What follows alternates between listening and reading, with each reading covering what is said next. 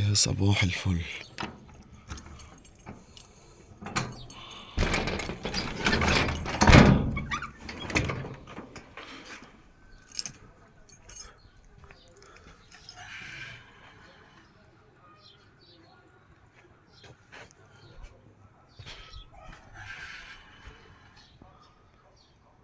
صباح الخير.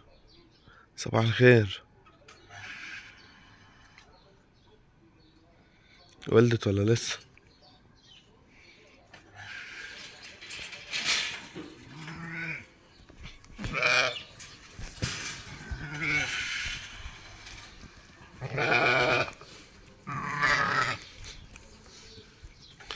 لا لسه. شد حيلك.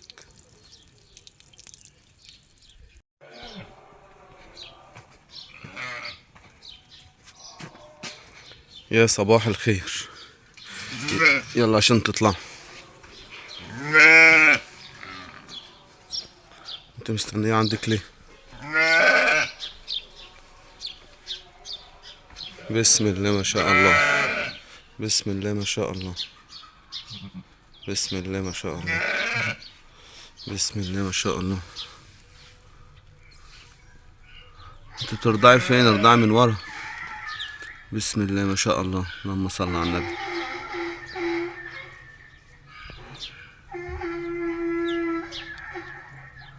دي النعجة غزالة يا جدعان. دخلت عليها الصبح النهارده لقيتها والدة.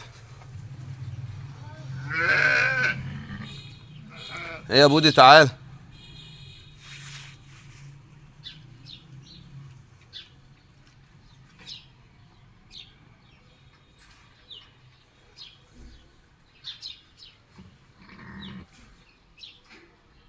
هي تقريبا والدة من زمان عشان نزلت البشيم.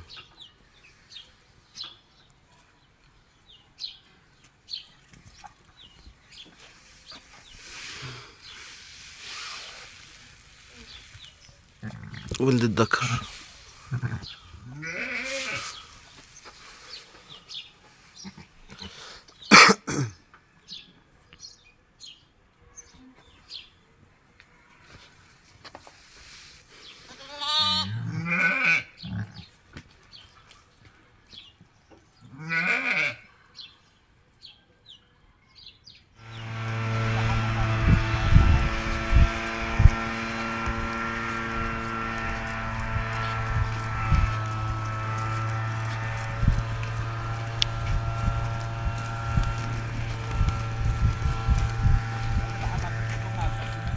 يا صباح الفل.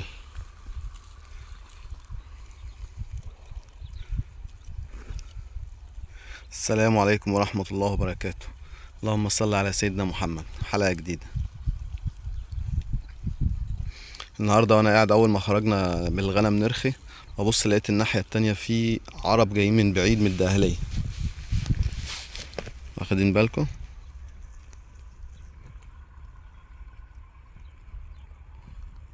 العرب دول رحت قعدت معاهم واتعرفت عليهم واتكلمت معاهم.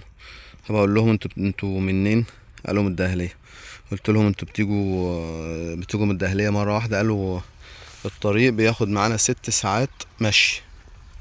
6 ساعات مشي. بياخدوا 3 ساعات مشي من الدهلية لحد تقريبا بين الدهلية والشرقية كده.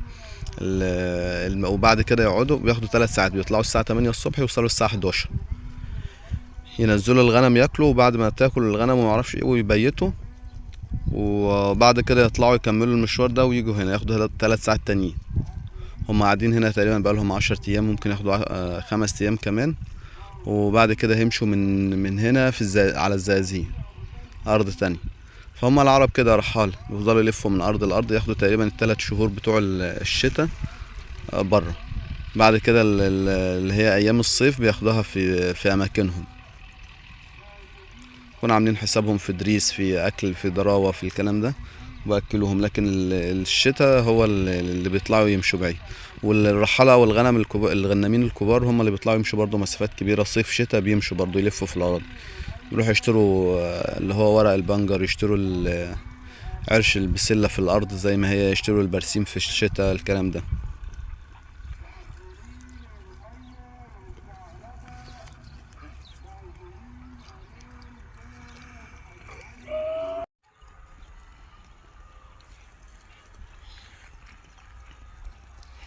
بالنسبة للخروفين اللي هم التوأم اللي هم ولاد النعجة الكبيرة، اللي كانوا بيدخلوا ياكلوا علف، هحط صورتهم هنا.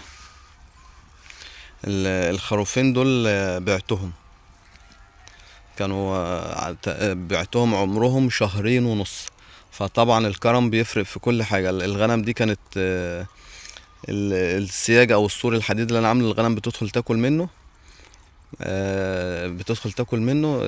بتدخل تاكل علف وتطلع. فده فرق مع الغنم في وزن الغنم جامد. يعني شهرين ونص الغنم المفروض بتتفطم على 3 شهور، فطمتهم على شهرين ونص وكان وزنهم 20-25 كيلو. كان وزن محترم بصراحة.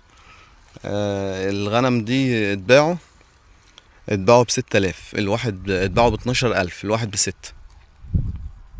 تمام. وخدت الفلوس وان شاء الله هنزل السوق اشتري نعجة جديدة بقى، اشتري واحدة عشر، واحدة والدة، واحدة يعني، او ممكن واحدة تحت عشر تكون اول بطن لسه ما بكرية يعني. هما الناس العرب اللي جنبنا دول عندهم كام واحدة للبيع، هروح اتفرج عليهم ونشوف. بس دايما العرب بيبيعوا ما بيطلعوش غير النعجة اللي هي ايه، مش محتاجينها، بتكونش حلوة يعني بصراحة. فهنروح نشتري، ربنا يسهل، نتفرج عليهم. عجبتنا النعجة اهلا وسهلا، مش عجبانا خلاص هنعمل ايه، مش هناخدها. وننزل السوق الاربع. النهارده التلات، بكره الاربع هننزل سوق الاربع باذن الله.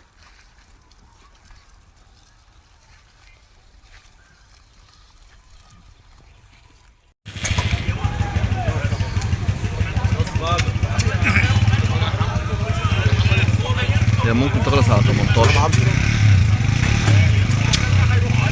ولا يهمك يا ابو، ولا يهمك. صباح العصر يا عم. صباح العصر. الحمد لله رب العالمين. مش هتطلع هم، مش هتطلع.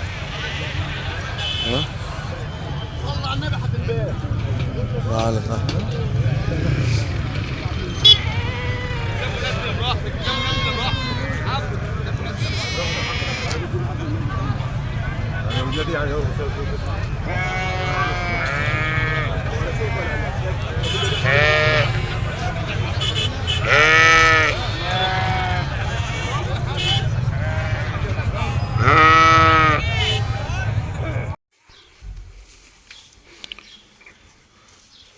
رجعنا للحوش تاني. البرسيم الرخي خلص، لسه منضف لهم الحوش ومظبطه،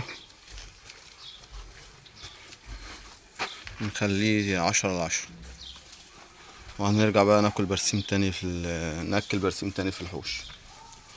وهنشتري عربية بصل ان شاء الله. اتصلت على الراجل واللي قال لي يومين بالظبط هيجيبها لي. عربية البصل ب2600 جنيه.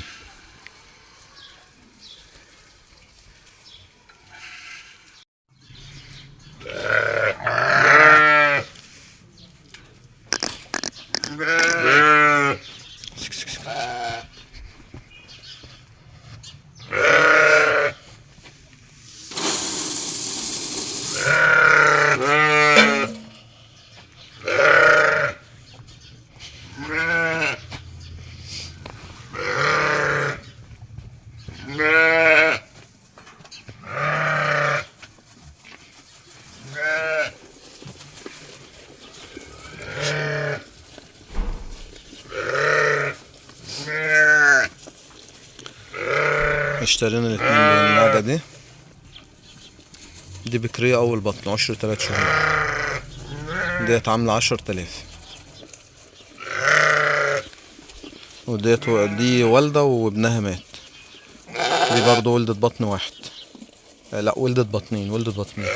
العش اللي جاي ده هيبقى تالت بطن. ده شاريها فاضية بس هي ضعيفة شوية. دي اشتريتها ب6,500.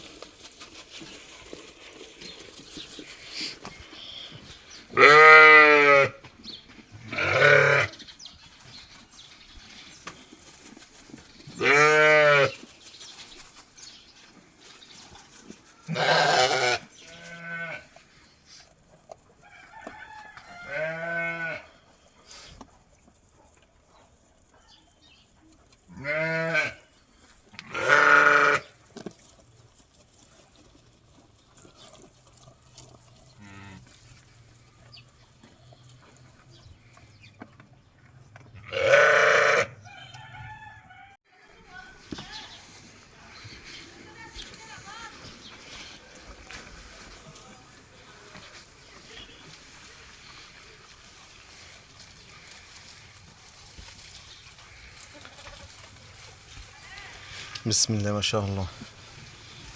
دي يا جدعان اللي هي النعجة الجديدة. بسم الله ما شاء الله. دي عشر 3 شهور ونص بس خشنة ما شاء الله. والتانية الصغيرة اللي ورا دي.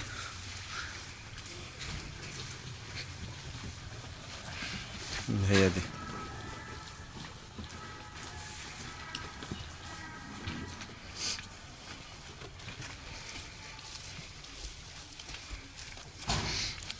ودي الحلوة البسكوتة اسمها ايه؟ اسمها غزال.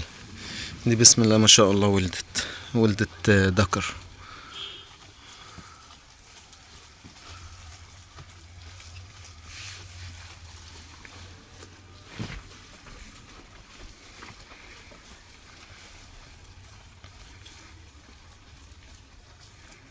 ادعوا لنا بالبركة يا جدعان، ربنا يبارك بس وييسر. عايزين نوصل للهدف اللي في دماغنا بإذن الله يا رب. ربنا ييسر حالنا يا رب وحال المسلمين، وربنا ينصر غزة.